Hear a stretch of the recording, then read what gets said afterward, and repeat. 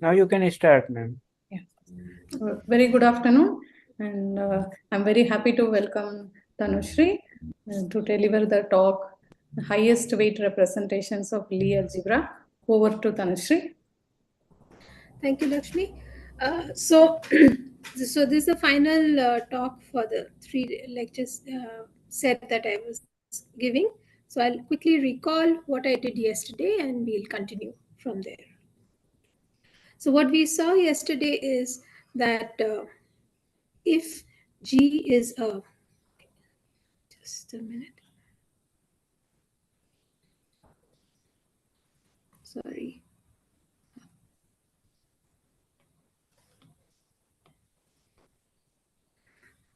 So if G is a Lie algebra over K having a triangular decomposition, then we can start talking about a highest weight G module.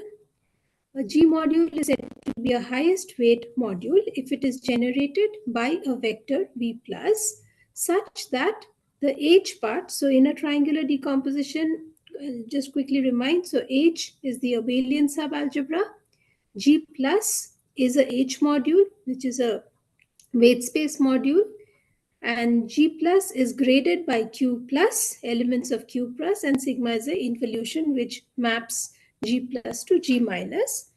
So the G module is said to be a highest weight module if it is generated by a vector V plus such that UH, the abelian subalgebra, that acts as a scalar, and the G plus part that kills it completely.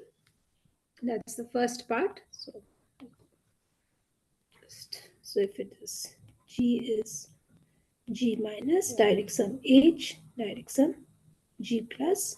So this is the part which is going to act by scalars. This is the part which is going to kill the vector V plus.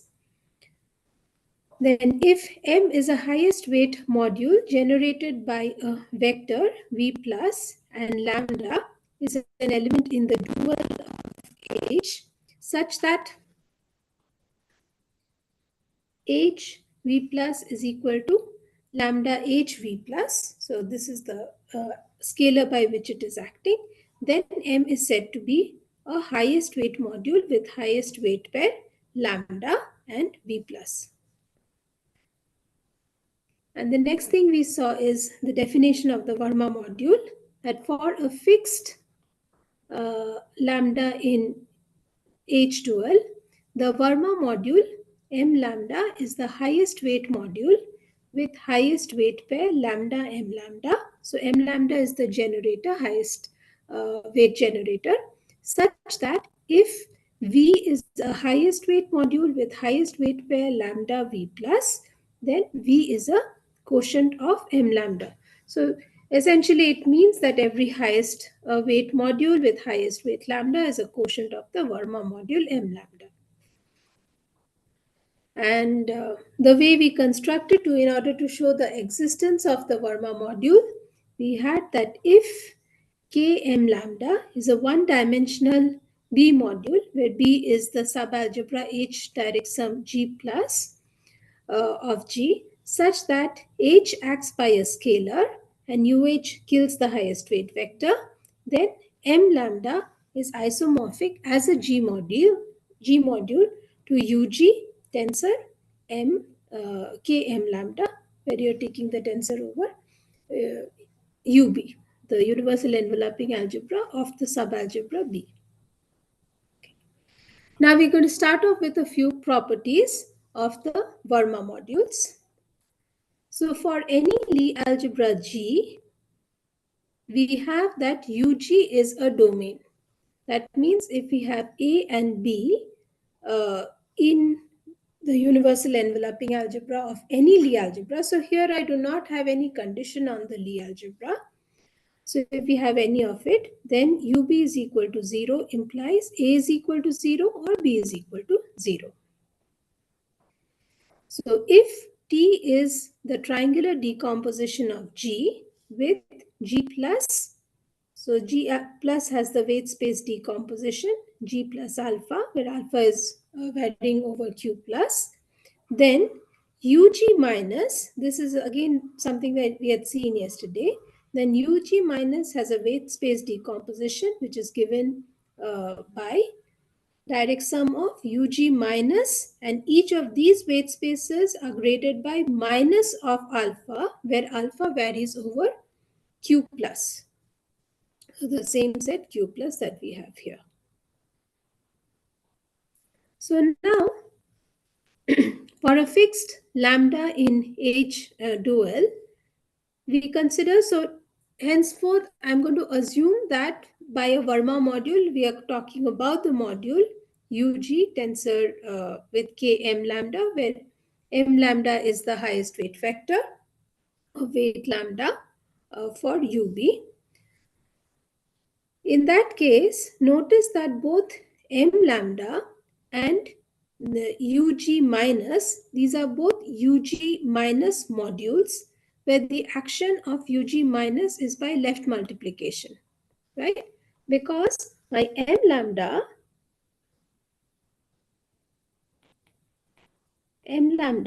is going to be UG minus. So this is something we had done yesterday. Anyway, I'll just quickly do it. H UG plus acting on M lambda, which essentially amounts to UG minus M lambda. So if my M lambda is equal to UG minus M lambda, because this action is just by a one-dimensional scalar, then you see that M lambda and UG minus, these are isomorphic as UG minus modules. So both the action of UG minus is simply going to be by the left action, left multiplication. And the second thing that we have is that each of these weight spaces, now here we are talking about a G module. So this is the G module. So each of the weight spaces, those are the H submodules of M lambda. So the H submodules, the corresponding H submodules are also isomorphic, which means M lambda, the weight space lambda minus alpha, that is going to be isomorphic to the weight space UG minus of minus alpha for alpha in Q plus. So further, as UG minus is a domain, therefore M lambda is torsion free. So none of these are actually, so as K spaces, these are isomorphic, and because my UG minus is a domain, so none of the vectors are getting killed here, which implies that M lambda is going to be torsion free UG minus module. Now, any homomorphism of M lambda that is not injective annihilates some non-trivial element of the form U M lambda for U in. So for U, some non-zero element of UG minus. So because it is torsion free, we see that if we have any injective homomorphism, this is bound to happen. But it is not, if it is not injective, then it is going to kill some element of this form. And therefore, this gives us a characterization for the Verma modules. So we say that a highest weight G module M is a Verma module if and only if M is torsion free as a UG minus module. So essentially, we have that if you have any other, so let me write down here, that if H is, say, any highest weight module with highest weight pair lambda and B plus. In that case, we have that this H this is going to be isomorphic to m lambda if u v plus is not equal to 0 for all u in u g minus. So that is essentially the characterization of the Verma module. And therefore, since the submodules of the Verma modules, those are injectively sitting inside the Verma modules, we have that any submodule of a Verma module, which is itself a highest weight module, is a Verma module. Because in order to be a highest weight Verma module, it has to be a highest weight module. But the submodules of the free modules, those are free as UG minus modules. Therefore, we see that any submodule of a Verma module, which is itself a highest weight module, is going to be a Verma module. So now this is a straightforward thing from the construction that we have done, that okay, so we are considering here the m lambda with the UG as a UG module with the left UG module mapping u going to u of m lambda. So if we look at this, what do we see? We see that m lambda can also be written as isomorphic to UG by I lambda, where I lambda is the annihilator of m lambda, and which are exactly the things which are killing it. First, G plus, so the ideal which is generated by G plus the ideal which is generated by elements of the kind H minus lambda. So essentially my H has to act on M lambda as H lambda M lambda. So therefore these elements H minus lambda H of 1, that has to kill it. So therefore we see that the Verma module m lambda, this is going to be a quotient. This can be thought of as a quotient of UG by the ideal I lambda, which is generated by G plus and the elements H minus lambda H1, where H varies over H. Now the properties of m lambda. Let H, G plus, Q plus sigma be a triangular decomposition of G, and let lambda be in H dual. Let M lambda be the Verma module with highest weight lambda. Then every proper submodule has a weight space decomposition relative to H with weight in the set lambda minus Q plus. So what do we have here? We see that m lambda was equal to UG minus alpha minus in Q plus m lambda, and each of these weight spaces, these have elements with weight lambda minus alpha. Now if you are looking at any proper submodule, it cannot contain the highest weight vector.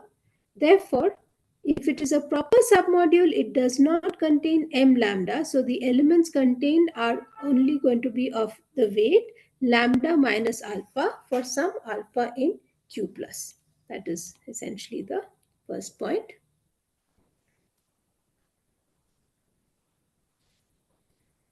Now the second one says that if m lambda has a unique maximal proper submodule, that means if we take any two submodules and if you add it, that is again going to be a proper submodule. Any two proper submodules when added together, that's again going to give us a proper submodule. And this way you can keep on going in order to obtain the maximal proper submodule, that is going to be a unique maximal proper submodule n lambda of m lambda. So that the proper submodule, we should call it n lambda. And now the quotient of m lambda, the Verma module, by this unique maximal proper submodule, that is going to be an irreducible G module. That module, the irreducible module, we will denote it by V lambda. Now, up to isomorphism, V lambda is the unique irreducible highest weight module with highest weight lambda. So there are no others. So let's just see why is this going to be unique. So suppose if you have that L lambda, this is an irreducible quotient.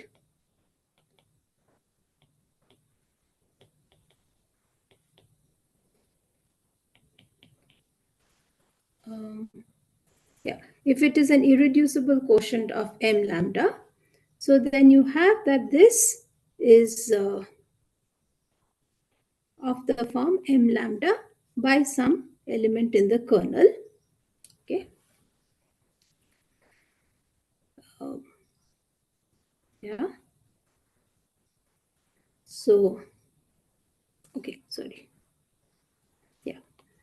Now, since this is a quotient of, so since it's a quotient of, since this is a quotient of M lambda, therefore, we have the highest weight vector, the image of this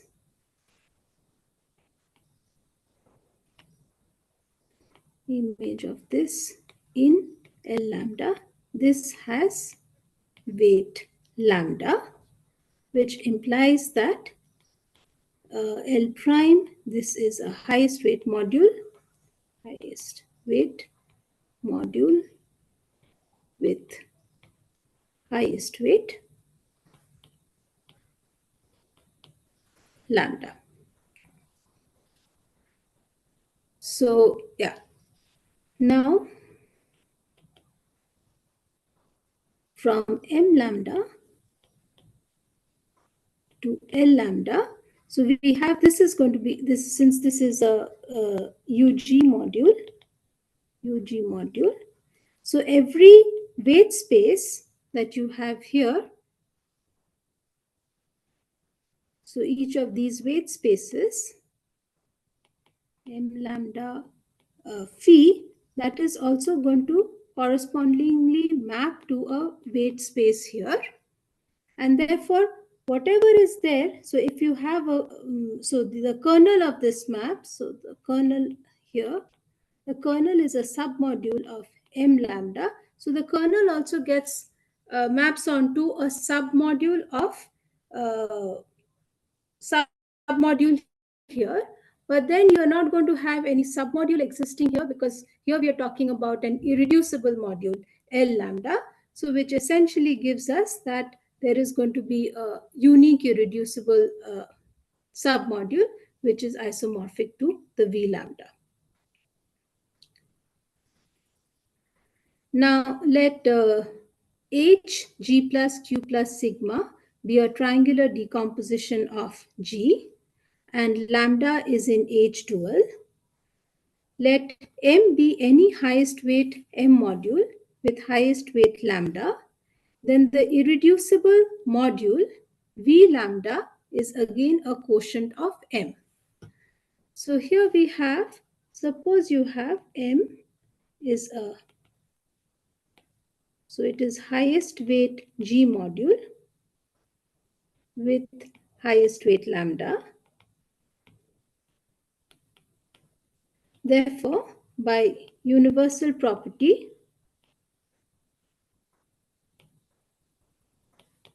of M lambda, the Verma module, M is a quotient of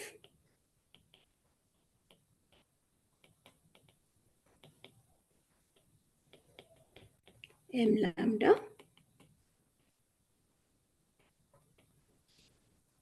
And now, if we have this maximal submodule here, so N lambda, every weight space, that is again going to map to, say, so N lambda is a proper submodule. N lambda is a proper submodule of M lambda. Therefore, so under the surjection psi, therefore, under psi, n lambda maps to a proper submodule. Essentially, it is the same proof that it's not going to have any weights. Any proper submodule is not going to have the highest weight. So n maps to a proper submodule of M. And in fact, what we have is the maximal, since n lambda, this is the maximal sub of m lambda. Therefore, the image, this is going to be again a maximal sub of m, which gives you that m lambda by n lambda. This is going to be isomorphic to m by n. And because this part is isomorphic to v lambda, therefore we see that v lambda, the irreducible quotient of m lambda, unique irreducible, that is always going to be a quotient of any highest weight module, G module with highest weight lambda. Okay, so I had not left enough page, sorry. So now we go on to, so that is all we need to go to the next segment, which is about the simple Lie algebras over C. Now, I'm not, no, so all this while I had been talking about Lie algebras over K. Now, for the rest of it, I need an algebraically closed field. The K needs to be algebraically closed. And therefore, so I'm going to simply talk about the simple Lie algebras over C and see the results there. So simple Lie algebras over C, they have a triangular decomposition. There exists a finite subset phi plus of q plus minus 0 such that the G plus is graded by this phi plus set. For each alpha belonging to phi plus, there exist elements E alpha belonging to G plus alpha, F alpha in G minus alpha, and H alpha in H, such that the subalgebra of G spanned by E alpha, F alpha, H alpha, this is isomorphic to SL to C. Now, the next thing is about the representations of the simple Lie algebra over C. So every G module admits a weight space decomposition with respect to H. So here again, I mean that every simple Lie algebra has a triangular decomposition where H is a abelian subalgebra, G plus is a H module with weight space decomposition graded by Q plus, and sigma is the involution. So with respect to the abelian subalgebra, every G module, so here G is a simple Lie algebra, it admits a weight space decomposition. Then the next theorem says that the Wiles theorem, it says that if you have any finite dimensional representation of G, then it is always going to be completely reducible. And the third point, which is actually an important one as far as the representation theory of simple Lie algebras over C is concerned, is that the representation theory of SL to C, it plays a very important role in the understanding of the representations of the finite dimensional irreducible G modules. So here we already mentioned that for each alpha in phi plus, so first of all, we have that G is direct sum of G plus alpha, alpha in Q plus. So this is the G plus part, then this is the H, and then there is the other part which is the G minus part. So this is what we have. This is what we have. So the subalgebra for every alpha, you're picking one element here, and one element here to form the SL3 tuple, SL2C tuple. And so therefore, every representation of a simple Lie algebra, that can also be considered as a representation. So we have that SL2, let me call it alpha, that is sitting inside a simple Lie algebra, simple over C. And therefore, if I take any representation of G, that can be considered as a representation of SL2 alpha. And therefore, each of these representations are again, those can be thought of as SL2C representations. And therefore, in understanding the representation theory of the simple modules, the representation theory of the SL2C plays an important role. So this was already done. I'll simply recall what we are doing. So SL2C, this is the trace zero matrices. SL2C, this is 2 cross 2 trace zero matrices.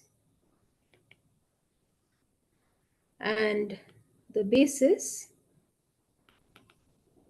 is 1 minus 1. So this is the element I'll call H.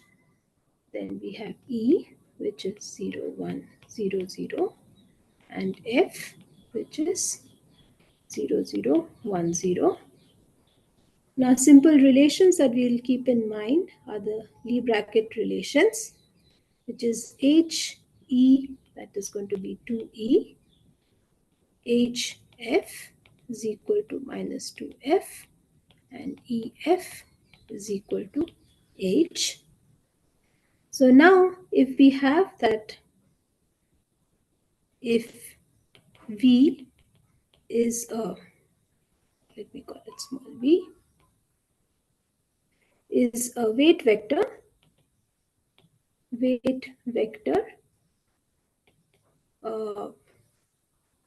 for SL2C with weight, say lambda. So then, in order to talk about the weight vector, first of all, we have to talk about the triangular decomposition. So here, what do we have? H, that is simply going to be spanned by this H. My G alpha is spanned by E, and G minus is spanned by F. So when I talk about a weight vector, that means all that I'm saying is that V is a weight vector if HV is going to act by the scalar lambda H. So where H always means this diagonal matrix. Okay. Okay. Now we had already seen, so from the PBW theorem, by PBW theorem,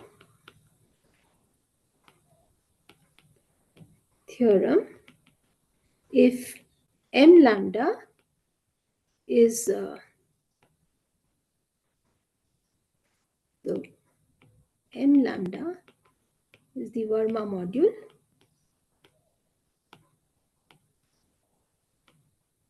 with highest weight lambda,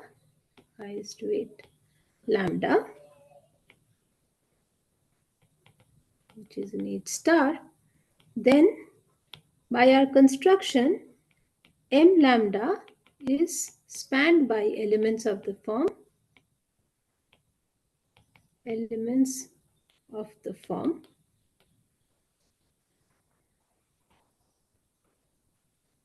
Fn m lambda,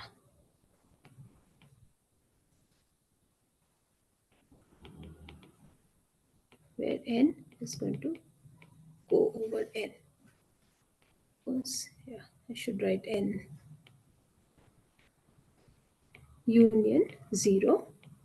That is because since my G minus, this is CF, as mentioned before, this is what we have, which gives me that UG minus, this is spanned by elements. It's actually not spanned, it has basis. UG minus has basis.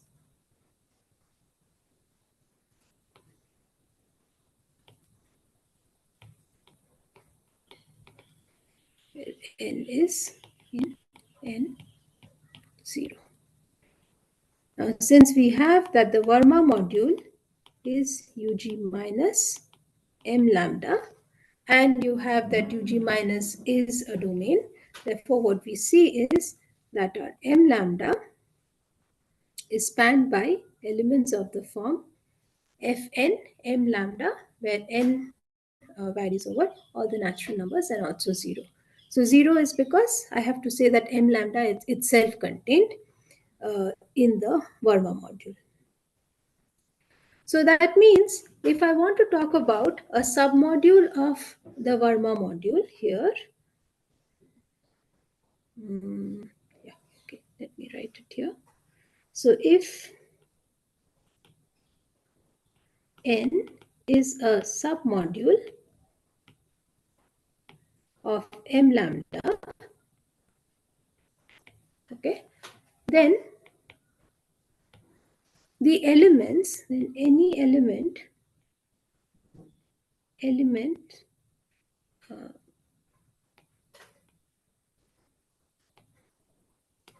in n is also of the form, so of the form, say f, say k lambda, right? And now if you have fk m lambda is belonging to any submodule, then k plus 1, because you're going to take the UG minus action from here, and so on. These also have to belong to m lambda. So k plus I, that is going to belong. So, but on the other hand, if I make E act on it, then because you're saying that n is a submodule, this also has to belong to n. So in order to understand what this E does to fk lambda, we need to see the relations that are there in UG minus. So let's see here first. So let lambda h be equal to a some complex number.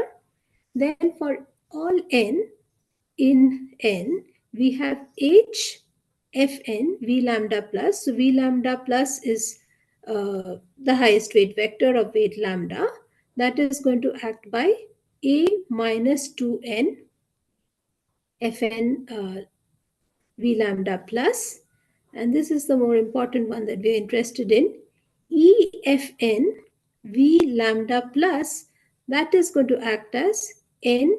So this is not very hard to work out. It's you have to just apply induction in order to work this out. I'm not getting into that, but it's not a very hard formula to work out. You simply have to use the basic relations which are there in SL2C to see that E fn v lambda, that is going to be n times a minus n plus 1 fn minus 1 v lambda plus.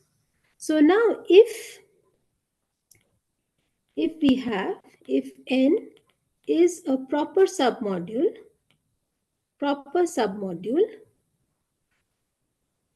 of m lambda, then there has to be, then there must exist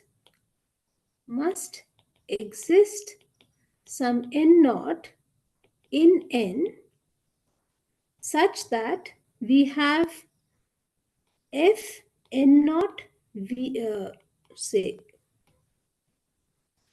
my generator is m lambda, that is in n, and e f n naught m lambda is not in n. But in order to say that this is not in n, we have to somehow make it into 0. If it is 0, then it is not going to be in n. And from these relations, we know exactly when that can happen, right? So this number, okay, I've not left enough page. So what do we see? We see that E f n naught m lambda is equal to n into a minus n plus 1 Fn minus 1 V lambda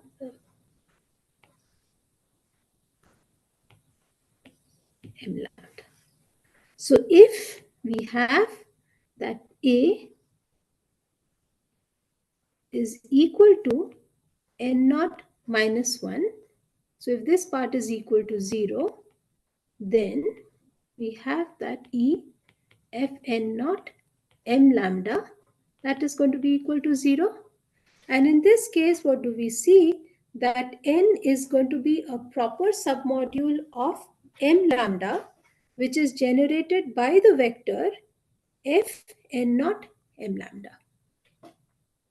Okay. So finally, what do we have? We see that let M be a Verma module for SL2C with highest weight pair lambda M lambda. Then M lambda is irreducible.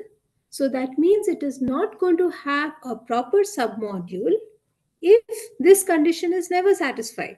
So if there does not exist any N naught for which this holds, then it is never going to have a proper submodule. And in that case, M lambda is going to be an irreducible module.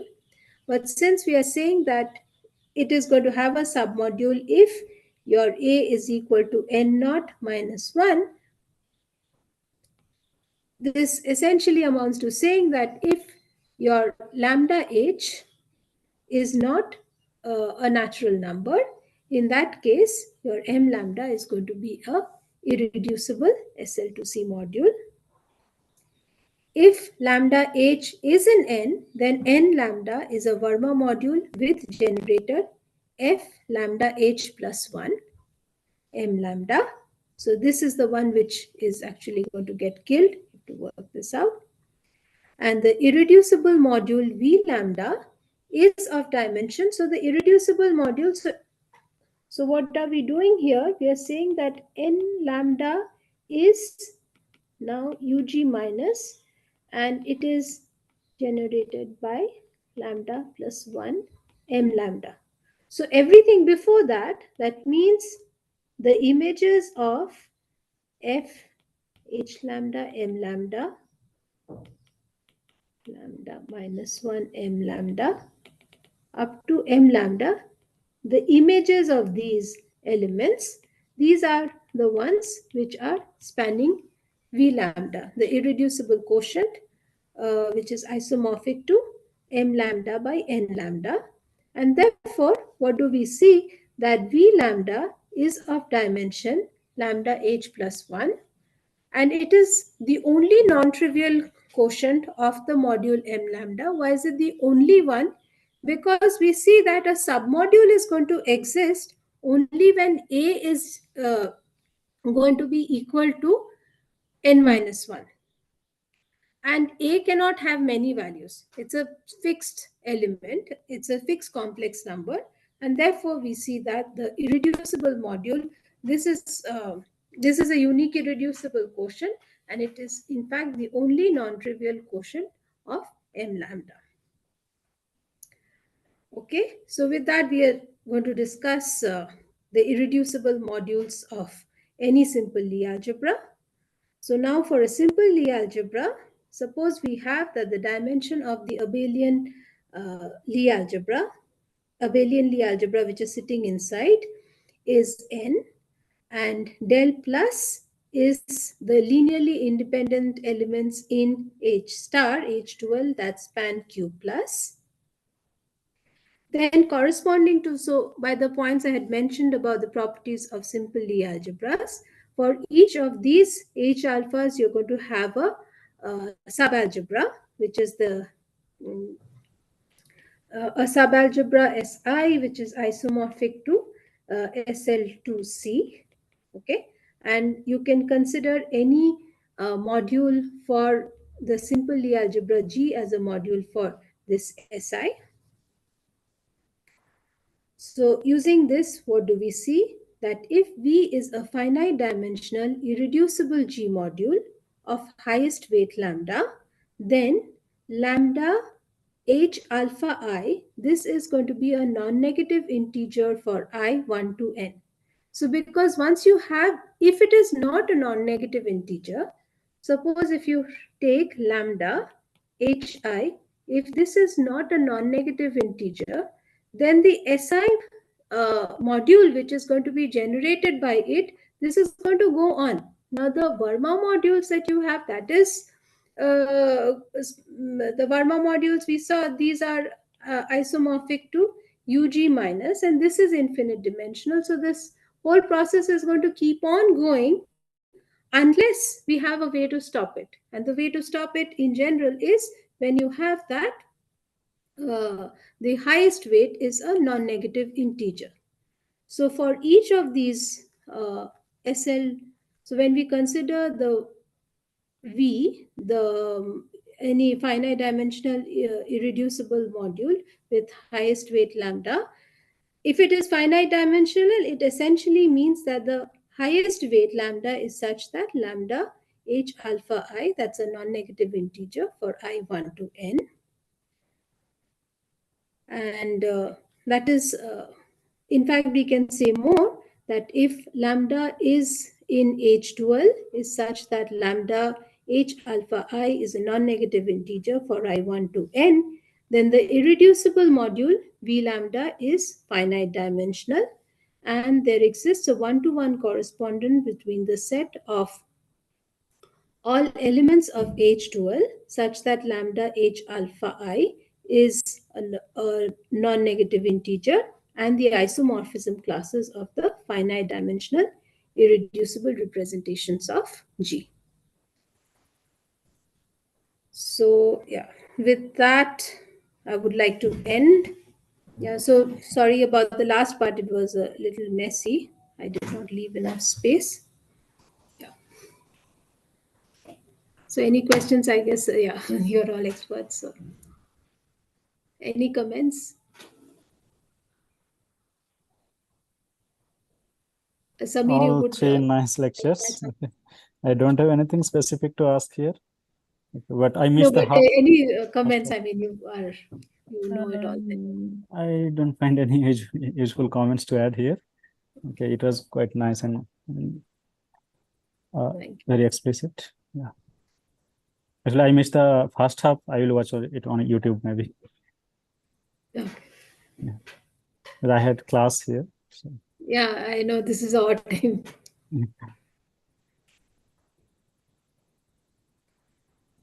Okay, yeah, maybe I should show the references. And I would like to add that, of course, none of the stuff that I said, actually, I have not mentioned any work of Harishchandra, though this is a lecture series to celebrate the centenary year, the birth year of Harishchandra. But I guess some of the papers that he had written on Lie algebras and their representations in 1949, 1950, maybe one is going to feel a little encouraged to start reading them with somewhat introduction with all these lectures.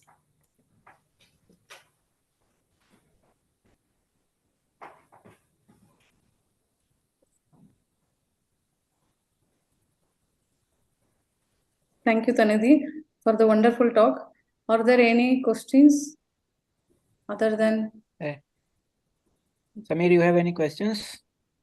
I think there was no audience today in Zoom because of our different time and different mismanagement. Yeah, no, so I don't have questions. It was quite nice, 3 lectures. Okay, then let us thank Tanusree for a wonderful lectures and talk. Yeah. Thanks, Srilakshmi, for coming for the short notice for sharing this also. Welcome. Yeah, thank you all. Yeah, so we will see some other time. And so we will close this, and ma'am, maybe you send the slides sometime within a week. Yes, or I'll something. clean it up and send it to you. Yeah, yes, sir. Thanks. Okay, thanks all. Bye. Bye.